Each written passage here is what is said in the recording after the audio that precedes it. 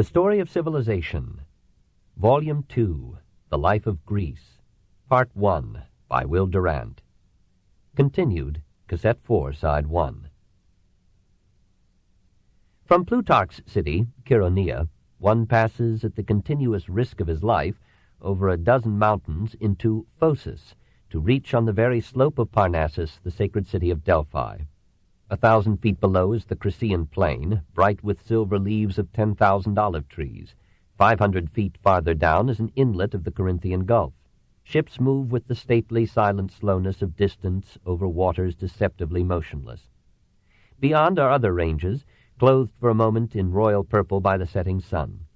At a turn in the road is the Castalian Spring, framed in a gorge of perpendicular cliffs. From the heights, legend said, adding another fable to his own, the citizens of Delphi hurled the wandering Aesop.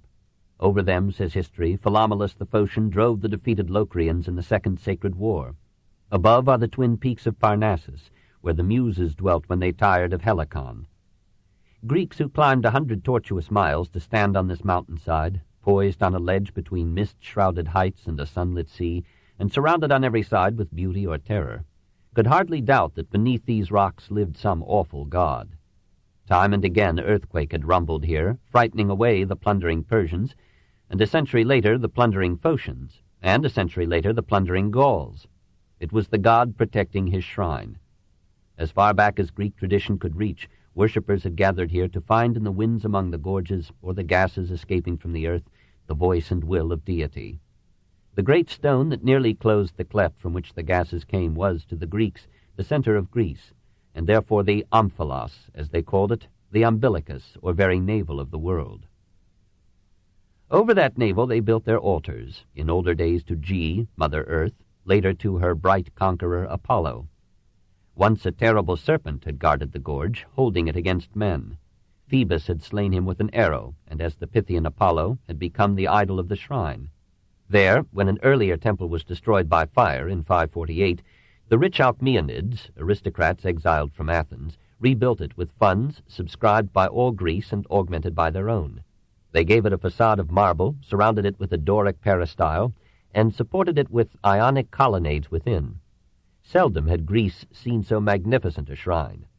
A sacred way wound up the slope to the sanctuary, adorned at every step with statues, porticos, and treasuries, miniature temples built in the sacred precincts, at Olympia, Delphi, or Delos, by Greek cities as repositories for their funds, or as their individual tributes to the god.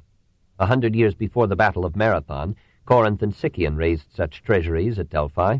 Later, Athens, Thebes, and Cyrene rivaled them. Cnidus and Sipnos surpassed them. Amid them all, as a reminder that Greek drama was a part of Greek religion, a theater was built into the face of Parnassus. Far above all the rest was a stadium, where Greece practiced its favorite worship of health, courage, beauty, and youth. Imagination pictures the scene in the days of Apollo's festival. Fervent pilgrims crowding the road to the sacred city, filling noisily the inns and tents thrown up to shelter them, passing curiously and skeptically among the booths where subtle traders displayed their wares, mounting in religious procession or hopeful pilgrimage to Apollo's temple, laying before it their offering or sacrifice, chanting their hymns or saying their prayers, sitting awed in the theater, and plodding up 1,000 trying steps to witness the Pythian games or gaze in wonder at mountains and sea. Life once passed this way in all its eagerness. 3. The Lesser States. In the western mainlands of Greece, life was content to be rural and subdued throughout Greek history, and is so today. In Locris, Aetolia, Acarnania, and Aeniania, men were too close to primitive realities, too far from the quickening currents of communication and trade, to have time or skill for literature, philosophy, or art. Even the gymnasium and the theater, so dear to Attica, found no home here. And the temples were artless village shrines, stirring no national sentiment. At long intervals modest towns arose, like Amphissa in Locris, or Aetolian Naupactus, or little Calydon, where once Meleager had hunted the boar with Atalanta. On the west coast near Calydon is the modern Missolongion, or Missolonghi, where Marco Bozzaris fought and Byron died. Between Acarnania and Aetolia runs the greatest river of Hellas, the Achelous, which the imaginative Greeks worshipped as a god and appeased with prayer and sacrifice.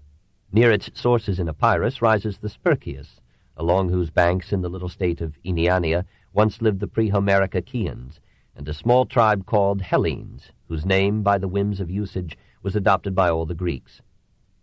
Towards the east lay Thermopylae, called Hot Gates, because of its warm sulfur springs and its narrow strategic pass, from north to south, between mountains and the Malic Gulf. Then over Mount Othrys and through Achaea Thyotis one descends into the great plains of Thessaly. Here at Pharsalus, Caesar's weary troops wiped out the forces of Pompey. Nowhere else in Greece were the crops so rich as in Thessaly, or the horses so spirited, or the arts so poor. Rivers ran from all directions into the Peneus, making a fertile alluvial soil from the southern boundary of the state to the foot of the northern ranges. Through these mountains the Peneus slashes its way across Thessaly to the Thracian Sea. Between the peaks of Ossa and Olympus it carves the Vale of Tempe, that is, a cutting, where for 4 miles the angry river is hemmed in by precipitous cliffs rising 1,000 feet above the stream. Along the great rivers were many cities: Phyrae, Cranon, Tricca, Larissa, Girton, Elatea, ruled by feudal barons living on the toil of serfs. Here in the extreme north is Mount Olympus, tallest of Greek peaks and home of the Olympian gods. On its northern and eastern slopes lay Pieria, where the Muses had dwelt before they moved to Helicon. Southward and along the gulf ran Magnesia, piling up mountains from Ossa to Pelion. Beginning a few miles across the strait from Magnesia, the great island of Euboea stretches its length along the shores of the mainland between inner gulfs and outer Aegean, and pivots itself on a peninsula at Chalcis that almost binds it to Boeotia. The island's backbone is a range that continues Olympus, Ossa, Pelion, and Othrys, and ends in the Cyclades. Its coastal plains were rich enough to lure Ionians from Attica in the days of the Dorian invasion, and to lead to its conquest by Athens in 506, on the plea that Athens, if blockaded at the Piraeus, would starve without Euboean grain. Neighboring deposits of copper and iron and banks of murex shells gave Chalcis its wealth and its name. For a time it was the chief center of the metallurgical industry in Greece, making unrivaled swords and excellent vases of bronze. The trade of the island, helped by one of the first Greek coinages, passed out from Chalcis, enriched its citizens, and led them to found commercial colonies in Thrace, Italy, and Sicily. The Euboean system of weights and measures became almost universal in Greece, and the alphabet of Chalcis, given to Rome by the Euboean colony of Italian Cumae, became through Latin the alphabet of modern Europe. A few miles to the south of Chalcis was its ancient rival, Eretria. There, Menedemus, a pupil of Plato, established a school of philosophy, but for the rest neither Eretria nor Chalcis wrote its name very distinctly into the record of Greek thought or art. From Chalcis, a bridge, lineal descendant of the wooden span built in 411 B.C., leads the traveler across the Euripus Strait back into Boeotia. A few miles south on the Boeotian coast lay the little town of Aulis, where Agamemnon sacrificed his daughter to the gods. In this region once lived an insignificant tribe, the Graii, who joined the Euboeans in sending a colony to Cumae near Naples. From them the Romans gave to all the Hellenes whom they encountered the name Graici, Greeks, and from that circumstance all the world came to know Hellas by a term which its own inhabitants never applied to themselves. Farther south is Tanagra, whose poetess Corinna won the prize from Pindar about 500 B.C., and whose potters in the 5th and 4th centuries would make the most famous statuettes in history. 5 miles south again, and we are in Attica. From the peaks of the Parnus range we can make out the hills of Athens. 4. Attica. 1. The background of Athens. The very atmosphere seems different, clean, sharp, and bright. Each year here has 300 sunny days. We are at once reminded of Cicero's comment on Athens's clear air, which is said to have contributed to the keenness of the Attic mind. Rain falls in Attica in autumn and winter, but seldom in summer. Fog and mist are rare. Snow falls about once a year in Athens, 4 or 5 times a year on the surrounding mountain-tops. The summers are hot, though dry and tolerable, and in the lowlands, in ancient days, malarial swamps detracted from the healthiness of the air. The soil of Attica is poor. Nearly everywhere the basic rock lies close to the surface and makes agriculture a heartbreaking struggle for the simplest goods of life. Only adventurous trade and the patient culture of the olive and the grape made civilization possible in Attica. It is all the more surprising that on this arid peninsula so many towns should have appeared. They are everywhere, at every harbor along the coast, in every valley among the hills. An active and enterprising people had settled Attica in or before Neolithic days, and had hospitably received and intermarried with Ionians, a mixture of Pelasgo-Mycenaeans and Achaeans, fleeing from Boeotia and the Peloponnesus in the face of the northern migrations and invasions. Here was no conquering alien race exploiting a native population, but a complex Mediterranean stock of medium stature and dark features, directly inheriting the blood and culture of the old Helladic civilization, proudly conscious of its indigenous quality, and excluding from its national sanctuary, the Acropolis, those half-barbarian upstarts, the Dorians. Relationships of blood gave them their social organization. Each family belonged to a tribe, whose members claimed the same divine heroic ancestor, worshipped the same deity, joined in the same religious ceremony, had a common archon, or governor, and treasurer, owned together certain communal lands, enjoyed among themselves the rights of intermarriage and bequest, accepted obligations of mutual aid, vengeance, and defense, and slept at last in the tribal burial place. Each of the 4 tribes of Attica was composed of 3 phratries or brotherhoods, each phratry of 30 clans or gentes, and each clan, as nearly as possible, of 30 heads of families. This kinship classification of Attic society lent itself not only to military organization and mobilization, but to so clannish an aristocracy of old families that Cleisthenes had to redistribute the tribes before he could establish democracy. Each town or village was probably in origin the home of a clan, and sometimes took its name from the clan, or from the god or hero whom it worshipped, as in the case of Athens. The traveler entering Attica from eastern Boeotia would come first to Oropus, and receive no very favorable impression, for Oropus was a frontier town, as terrifying to the tourist as any such today. Oropus, says Dicaearchus about 300 B.C., is a nest of hucksters. The greed of the custom-house officials here is unsurpassed, their roguery inveterate and bred in the bone. Most of the people are coarse and truculent in their manners, for they have knocked the decent members of the community on the head. From Oropus southward one moved through a close succession of towns. Rhamnus, Aphidna, Decelia, a strategic point in the Peloponnesian War, Acharni, home of Aristophanes' pugnacious pacifist Dicaeopolis, Marathon, and Broran, in whose great temple stood that statue of Artemis which Orestes and Iphigenia had brought from the Tauric Chersonese, and where every 4 years as much of Attica as could come joined in the piety and debauchery of the Broronea, or Feast of Artemis. Then Prasii and Thoricus, then the silver mining region of Laurium, so vital in the economic and military history of Athens, then at the very point of the peninsula, Sunium, on whose cliffs a lovely temple rose as a guide to mariners and their hopeful offering to the incalculable Poseidon.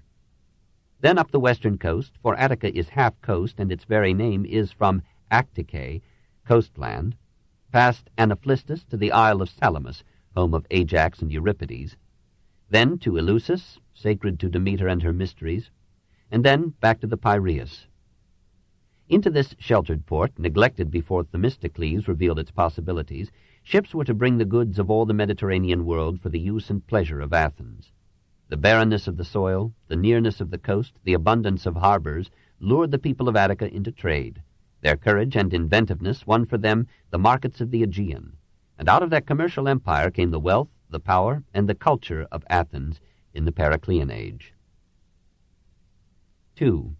Athens under the oligarchs. These towns of Attica were not only the background, but the members of Athens. We have seen how, according to Greek belief, Theseus, with a benevolent cynicism, from the Greek synoikos, meaning to dwell in the same house, had brought the people of Attica into one political organization with one capital. 5 miles from the Piraeus, and in the nest of hills, Hymettus, Pentelicus, and Parnus, Athens grew around the old Mycenaean Acropolis, and all the landowners of Attica were its citizens. The oldest families and those with the largest holdings wielded the balance of power. They had tolerated the kingship when disorder threatened, but when quiet and stability returned, they reasserted their feudal domination of the central government. After King Codrus had died in heroic self-sacrifice against the invading Dorians, they announced, so the story went, that no one was good enough to succeed him, and replaced the king with an archon chosen for life. In 752 they limited the tenure of the archonship to 10 years, and in 683 to 1. On the latter occasion they divided the powers of the office among 9 archons. An archon eponymos, who gave his name to the year as a means of dating events, an archon basilius, who bore the name of king but was merely head of the state religion, a polemarchos, or military commander, and 6 thesmothetai, or lawmakers. As in Sparta and Rome, so in Athens the overthrow of the monarchy represented not a victory for the commons, nor any intentional advance towards democracy, but a recapture of mastery by a feudal aristocracy. One more swing of the pendulum in the historical alternation between localized and centralized authority. By this piecemeal revolution, the royal office was shorn of all its powers, and its holder was confined to the functions of a priest. The word king remained in the Athenian constitution to the end of its ancient history, but the reality was never restored. Institutions may with impunity be altered or destroyed from above if their names are left unchanged. The Eupatrid oligarchs, that is, the well-born ruling few, continued to govern Attica for almost 5 centuries. Under their rule, the population was divided into 3 political ranks: the hippies, or knights, who owned horses and could serve as cavalry; the zeugatai, who owned a yoke of oxen and could equip themselves to fight as hoplites or heavy-armed troops; and the thetes, hired laborers, who fought as light-armed infantry. Only the first 2 were accounted citizens, and only the knights could serve as archons, judges, or priests. After completing their term of office, the archons, if no scandal had tarnished them, became automatically and for life members of the boule, or council, that met in the cool of the evening on the Areopagus, or Ares's hill, chose the archons, and ruled the state. Even under the monarchy, this Senate of the Areopagus had limited the authority of the king. Now, under the oligarchy, it was as supreme as its counterpart in Rome. Economically, the population fell again into 3 groups. At the top were the Eupatrids, who lived in relative luxury in the towns, while slaves and hired men tilled their holdings in the country, or merchants made profits for them on their loans. Next in wealth were the demiurgoi, or public workmen, that is, professional men, craftsmen, traders, and free laborers. As colonization opened up new markets, and coinage liberated trade, the rising power of this class became the explosive force that under Solon and Pisistratus won for it a share in the government, and under Cleisthenes and Pericles raised it to the zenith of its influence. Most of the laborers were freemen. Slaves were as yet in the minority, even in the lower classes. Poorest of all were the georgai, literally land workers, small peasants struggling against the stinginess of the soil and the greed of moneylenders and baronial lords, and consoled only with the pride of owning a bit of the earth. Some of these peasants had once held extensive tracts, but their wives had been more fertile than their land, and in the course of generations their holdings had been divided and redivided among their sons. The collective ownership of property by clan or patriarchal family was rapidly passing away, and fences, ditches, and hedges marked the rise of jealously individual property. As plots became smaller and rural life more precarious, many peasants sold their lands, despite the fine and disenfranchisement that punished such sales, and went to Athens or lesser towns to become traders or craftsmen or laborers. Others, unable to meet the obligations of ownership, became tenant-tillers of Eupatrid estates, hectemeroi, or sharecroppers, who kept a part of the produce as their pay. Still others struggled on, borrowed money by mortgaging their land at high rates of interest, were unable to pay, and found themselves attached to the soil by their creditors and working for them as serfs. The holder of the mortgage was considered to be the hypothetical owner of the property until the mortgage was satisfied, and placed upon the mortgaged land a stone slab announcing this ownership. Small holdings became smaller, free peasants fewer, great holdings greater. A few proprietors, says Aristotle, owned all the soil, and the cultivators with their wives and children were liable to be sold as slaves, even into foreign parts, on failure to pay their rent or their debts. Foreign trade and the replacement of barter with coinage hurt the peasant further, for the competition of imported food kept the prices of his products low, while the prices of the manufactured articles that he had to buy were determined by forces beyond his control and rose inexplicably with every decade. A bad year ruined many farmers and starved some of them to death. Rural poverty in Attica became so great that war was welcomed as a blessing. More land might be won and fewer mouths would have to be fed. Meanwhile, in the towns, the middle classes, unhindered by law, were reducing the free laborers to destitution and gradually replacing them with slaves. Muscle became so cheap that no one who could afford to buy it deigned any longer to work with his hands. Manual labor became a sign of bondage, an occupation unworthy of freemen. The landowners, jealous of the growing wealth of the merchant class, sold abroad the corn that their tenants needed for food, and at last, under the law of debt, sold the Athenians themselves. For a time, men hoped that the legislation of Draco would remedy these evils. About 620, this thesmothete, or lawmaker, was commissioned to codify, and for the first time to put into writing, a system of laws that would restore order in Attica. So far as we know, the essential advances of his code were a moderate extension, among the newly rich, of eligibility to the archonship, and the replacement of feud vengeance with law. Hereafter, the Senate of the Areopagus was to try all cases of homicide. The last was a basic and progressive change, but to enforce it, indeed to persuade vengeful men to accept it as more certain and severe than their own revenge, he attached to his laws penalties so drastic that after most of his legislation had been superseded by Solon's, he was remembered for his punishments rather than for his laws. Draco's code congealed the cruel customs of an unregulated feudalism. It did nothing to relieve debtors of slavery or to mitigate the exploitation of the weak by the strong, and though it slightly extended the franchise, it left to the Eupatrid class full control of the courts and the power to interpret in their own way all laws and issues affecting their interests. The owners of property were protected more zealously than ever before. Petty theft, even idleness, was punished in the case of citizens with disenfranchisement, in the case of others with death. As the 7th century drew to a close, the bitterness of the helpless poor against the legally entrenched rich had brought Athens to the edge of revolution. Equality is unnatural, and where ability and subtlety are free, inequality must grow until it destroys itself in the indiscriminate poverty of social war.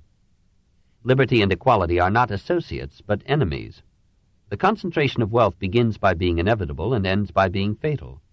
The disparity of fortune between the rich and the poor, says Plutarch, had reached its height, so that the city seemed to be in a truly dangerous condition, and no other means for freeing it from disturbances seemed possible but a despotic power. The poor, finding their situation worse with each year, the government and the army in the hands of their masters and the corrupt courts deciding every issue against them, began to talk of a violent revolt and a thoroughgoing redistribution of wealth. The rich, unable any longer to collect the debts legally due them, and angry at the challenge to their savings and their property, invoked ancient laws and prepared to defend themselves by force against a mob that seemed to threaten not only property, but all established order, all religion, and all civilization. 3. The Solonian Revolution. It seems incredible that at this juncture in Athenian affairs, so often repeated in the history of nations, a man should have been found who, without any act of violence or any bitterness of speech, was able to persuade the rich and the poor to a compromise that not only averted social chaos, but established a new and more generous political and economic order for the entire remainder of Athens's independent career. Solon's peaceful revolution is one of the encouraging miracles of history. His father was a Eupatrid of purest blood, related to the descendants of King Codrus, and indeed tracing his origin to Poseidon himself. His mother was cousin to the mother of Pisistratus, the dictator who would first violate and then consolidate the Solonian constitution. In his youth, Solon participated lustily in the life of his time. He wrote poetry, sang the joys of Greek friendship, and, like another Tertius, stirred the people with his verses to conquer Salamis. In middle age, his morals improved in inverse ratio to his poetry, his stanzas became dull, and his counsel excellent. Many undeserving men are rich, he tells us, while their betters are poor. But we will not exchange what we are for what they have, since the one gift abides while the other passes from man to man. The riches of the rich are no greater than his whose only possessions are stomach, lungs, and feet that bring him joy, not pain, the blooming charms of lad or maid, and an existence ever in harmony with the changing seasons of life. Once, when a sedition occurred in Athens, he remained neutral, luckily before his own reputed legislation making such caution a crime. But he did not hesitate to denounce the methods by which the wealthy had reduced the masses to a desperate penury. If we may believe Plutarch, Solon's father ruined his estate in doing benefits and kindnesses to other men. Solon took to trade and became a successful merchant with far-flung interests that gave him wide experience and travel. His practice was as good as his preaching, for he acquired among all classes an exceptional reputation for integrity. He was still relatively young, 44 or 45, when, in 594, representatives of the middle classes asked him to accept election nominally as archon eponymos, but with dictatorial powers to soothe the social war, establish a new constitution, and restore stability to the state. The upper classes, trusting to the conservatism of a moneyed man, reluctantly consented. His first measures were simple but drastic economic reforms. He disappointed the extreme radicals by making no move to redivide the land. Such an attempt would have meant civil war, chaos for a generation, and the rapid return of inequality. But by his famous Sysaxia, or removal of burdens, Solon cancelled, says Aristotle, all existing debts, whether owing to private persons or to the state, and at one blow cleared Attic lands of all mortgages. All persons enslaved or attached for debt were released. Those sold into servitude abroad were reclaimed and freed, and such enslavement was forbidden for the future. It was characteristic of humanity that certain of Solon's friends, getting wind of his intention to cancel debts, bought on mortgage large tracts of land and later retained these without paying the mortgages. This, Aristotle tells us with a rare twinkle in his eye, was the origin of many fortunes that were later supposed to be of immemorial antiquity. Solon was under suspicion of having connived at this and of having profited by it, until it was discovered that, as a heavy creditor, he himself had lost by his law. The rich protested unanswerably that such legislation was confiscation, but within a decade opinion became almost unanimous that the act had saved Attica from revolution. Of another Solonian reform it is difficult to speak with clearness or certainty. Solon, says Aristotle, superseded the Phaedonian measures, that is, the Aeginetan coinage theretofore used in Attica, by the Euboic system on a larger scale, and made the mina, which had contained 70 drachmas, now contain 100. According to Plutarch's fuller account, Solon made the mina, which before passed for 73 drachmas, go for 100, so that, though the number of pieces in a payment was equal, the value was less, which proved a considerable benefit to those that were to discharge great debts, and no loss to the creditors. Only the genial and generous Plutarch could devise a form of inflation that would relieve debtors without hurting creditors, except that doubtless in some cases half a loaf is better than none. Grote and many others interpreted Plutarch's statement to mean that Solon had depreciated the currency by 27%, and had thereby given relief to landlords who, themselves debtors to others, were deprived of the mortgage returns upon which they had depended for meeting their obligations. Such inflation, however, would have fallen as a second blow upon those landlords who had lent sums to merchants. If it helped any class, it helped these merchants rather than the landlords or the peasants, whose mortgages had already been forgiven. Possibly Solon had no thought of debasing the currency, but wished merely to substitute, for a monetary standard that had been found convenient in trading with the Peloponnesus, another that would facilitate trade with the rich and growing markets of Ionia, where the Euboic standard was in common use. More lasting than these economic reforms were those historic decrees that created the Solonian constitution. Solon prefaced them with an act of amnesty, freeing or restoring all persons who had been jailed or banished for political offenses, short of trying to usurp the government. He went on to repeal, directly or by implication, most of Draco's legislation. The law concerning murder remained. It was in itself a revolution that the laws of Solon were applied without distinction to all freemen. Rich and poor were now subject to the same restraints and the same penalties. Recognizing that his reforms had been made possible by the support of the mercantile and industrial classes, and signified their accession to a substantial share in the government, Solon divided the free population of Attica into 4 groups according to their wealth. First, the Pentacosiomedimni, or 500 bushel men, whose annual income reached 500 measures of produce, or the equivalent thereof. Second, the Hippies, whose income was between 300 and 500 measures. Third, the Zugatai, with incomes between 200 and 300 measures. And fourth, the Thetes, all other freemen. Honors and taxes were determined by the same rating, and the one could not be enjoyed without paying the other. Furthermore, the first class was taxed on 12 times, the second class on 10 times, the third class on only 5 times the amount of its annual income. The property tax was, in effect, a graduated income tax. The fourth class was exempt from direct taxation. Only the first class was eligible to the archonship or to military commands. The second class was eligible to lower offices and to the cavalry. The third was privileged to join the heavy armed infantry. The fourth was expected to provide the common soldiers of the state.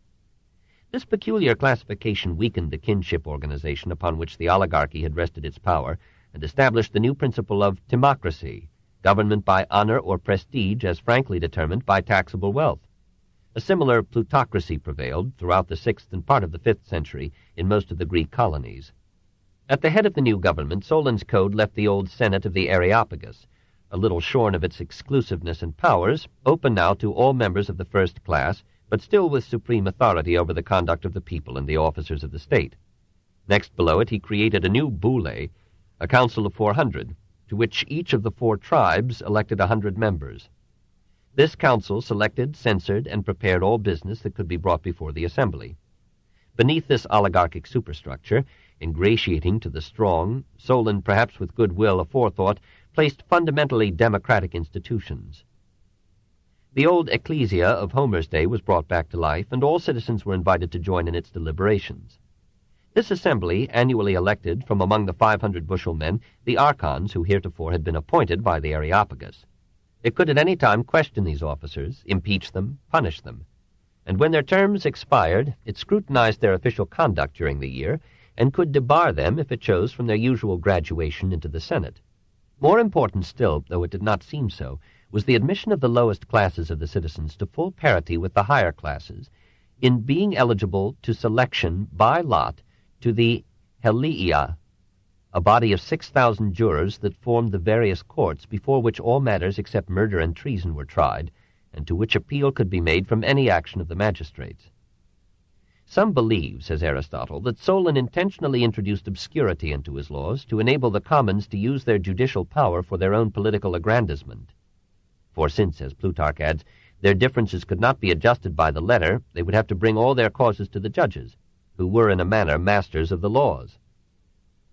This power of appeal to popular courts was to prove the wedge and citadel of Athenian democracy.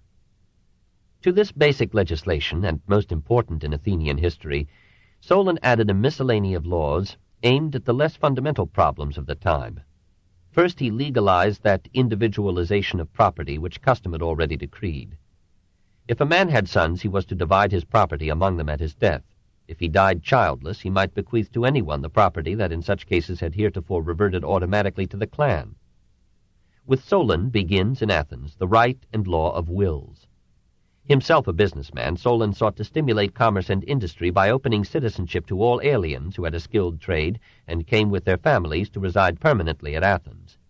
He forbade the export of any produce of the soil except olive oil, hoping to turn men from growing surplus crops to practicing an industry. He enacted a law that no son should be obliged to support a father who had not taught him some specific trade. To Solon, not to the later Athenians, the crafts had their own rich honor and dignity. Even into the dangerous realm of morals and manners, Solon offered laws. Persistent idleness was made a crime, and no man who lived a life of debauchery was permitted to address the assembly. He legalized and taxed prostitution, established public brothels, licensed and supervised by the state, and erected a temple to Aphrodite Pandemos from the revenues. "Hail to you, Solon," sang a contemporary Lecky. "You bought public women for the benefit of the city, for the benefit of the morality of a city that is full of vigorous young men who, in the absence of your wise institution, would give themselves over to the disturbing annoyance of the better women." He enacted the undraconian penalty of 100 drachmas for the violation of a free woman, but anyone who caught an adulterer in the act was allowed to kill him there and then. He limited the size of dowries, wishing that marriages should be contracted by the affection of mates and for the rearing of children. And with childlike trustfulness, he forbade women to extend their wardrobes beyond 3 suits. He was asked to legislate against bachelors, but refused, saying that, after all, a wife is a heavy load to carry. He made it a crime to speak evil of the dead, or to speak evil of the living in temples, courts, or public offices, or at the games. But even he could not tie the busy tongue of Athens, in which, as with us, gossip and slander seemed essential to democracy. He laid it down that those who remained neutral in seditions should lose their citizenship, for he felt that the indifference of the public is the ruin of the state. He condemned pompous ceremonies, expensive sacrifices, or lengthy lamentations at funerals, and limited the goods that might be buried with the dead. He established the wholesome law, a source of Athenian bravery for generations, that the sons of those who died in war should be brought up and educated at the expense of the government. To all of his laws, Solon attached penalties, milder than Draco's, but still severe, and he empowered any citizen to bring action against any person whom he might consider guilty of crime. That his laws might be better known and obeyed, he wrote them down in the court of the Archon Basilius upon wooden rollers or prisms that could be turned and read. Unlike Lycurgus, Minos, Hammurabi, and Numa, he made no claim that a god had given him these laws.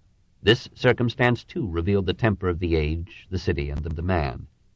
Invited to make himself a permanent dictator, he refused, saying that dictatorship was a very fair spot, but there was no way down from it. Radicals criticized him for failing to establish equality of possessions and power. Conservatives denounced him for admitting the commons to the franchise and the courts. Even his friend Anacharsis, the whimsical Scythian sage, laughed at the new constitution, saying that now the wise would plead and the fools would decide. Besides, added Anacharsis, no lasting justice can be established for men, since the strong or clever will twist to their advantage any laws that are made. The law is a spider's web that catches the little flies and lets the big bugs escape. Solon accepted all this criticism genially, acknowledging the imperfections of his code. Asked had he given the Athenians the best laws, he answered, no, but the best that they could receive. The best that the conflicting groups and interests of Athens could at that time be persuaded conjointly to accept. He followed the mean and preserved the state. He was a good pupil of Aristotle before the Stagirite was born. Tradition attributed to him the motto that was inscribed upon the temple of Apollo at Delphi, Meden agon, nothing in excess, and all Greeks agreed in placing him among the 7 wise men. The best proof of his wisdom was the lasting effect of his legislation. Despite 1,000 changes and developments, despite intervening dictatorships and superficial revolutions, Cicero could say 5 centuries later that the laws of Solon were still in force at Athens. Legally, his work marks the end of government by incalculable and changeable decrees, and the beginning of government by written and permanent law. Asked what made an orderly and well-constituted state, he replied, when the people obey the rulers, and the rulers obey the laws. To his legislation, Attica owed the liberation of its farmers from serfdom, and the establishment of a peasant proprietor class whose ownership of the soil made the little armies of Athens suffice to preserve her liberties for many generations. When at the close of the Peloponnesian War it was proposed to limit the franchise to freeholders, only 5,000 adult freemen in all Attica failed to satisfy this requirement. At the same time, trade and industry were freed from political disabilities and financial inconveniences, and began that vigorous development which was to make Athens the commercial leader of the Mediterranean. The new aristocracy of wealth put a premium upon intelligence rather than birth, stimulated science and education, and prepared, materially and mentally, for the cultural achievements of the Golden Age. In 572, at the age of 66, and after serving as Archon for 22 years, Solon retired from office into private life, and having bound Athens through the oath of its officials to obey his laws unchanged for 10 years, he set out to observe the civilizations of Egypt and the East. It was now, apparently, that he made his famous remark, "I grow old while always learning." At Heliopolis, says Plutarch, he studied Egyptian history and thought under the tutelage of the priests.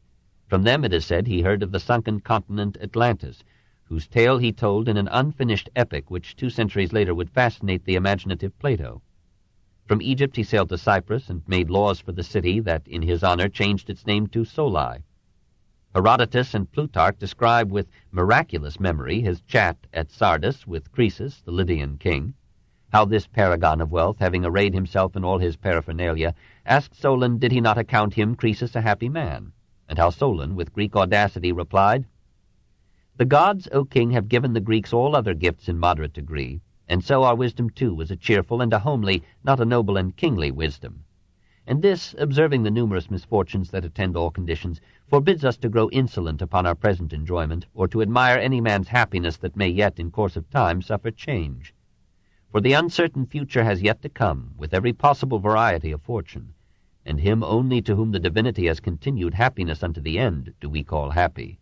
To salute as happy one that is still in the midst of life and hazard, we think as little safe and conclusive as to crown and proclaim as victorious the wrestler that is yet in the ring."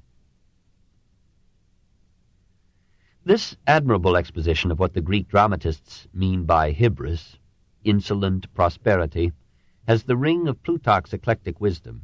We can only say that it is better phrased than Herodotus's report, and that both accounts belong presumably to the realm of imaginary conversations. Certainly both Solon and Croesus, in the manner of their deaths, justified the skepticism of this homily. Croesus was dethroned by Cyrus in 546, and, if we may rephrase Herodotus with Dante, knew the bitterness of remembering in his misery the happy time of his splendor and the stern warning of the Greek. And Solon, returning to Athens to die, saw in his last years the overthrow of his constitution, the establishment of a dictatorship, and the apparent frustration of all his work. 4. The dictatorship of Pisistratus. The conflicting groups which he had dominated for a generation had resumed, upon his departure from Athens, the natural play of politics and intrigue.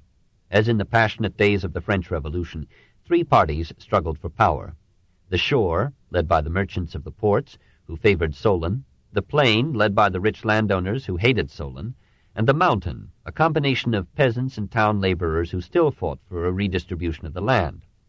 Like Pericles a century later, Pisistratus, though an aristocrat by birth and fortune, manners and tastes, accepted the leadership of the commons. At a meeting of the assembly he displayed a wound, claiming that it had been inflicted upon him by the enemies of the people, and asked for a bodyguard. Solon protested. Knowing the subtlety of his cousin, he suspected that the wound had been self-inflicted, and that the bodyguard would open the way to a dictatorship. "Ye men of Athens," he warned them, "I am wiser than some of you and braver than others, wiser than those of you who do not perceive the treachery of Pisistratus, and braver than those who are aware of it, but out of fear hold their peace."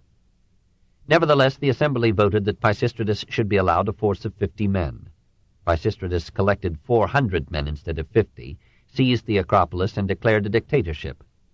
Solon, having published to the Athenians his opinion that each man of you individually walketh with the tread of a fox, but collectively ye are geese, placed his arms and shield outside his door as a symbol of resigning his interest in politics, and devoted his last days to poetry. The wealthy forces of the shore and the plain united for a moment and expelled the dictator in 556.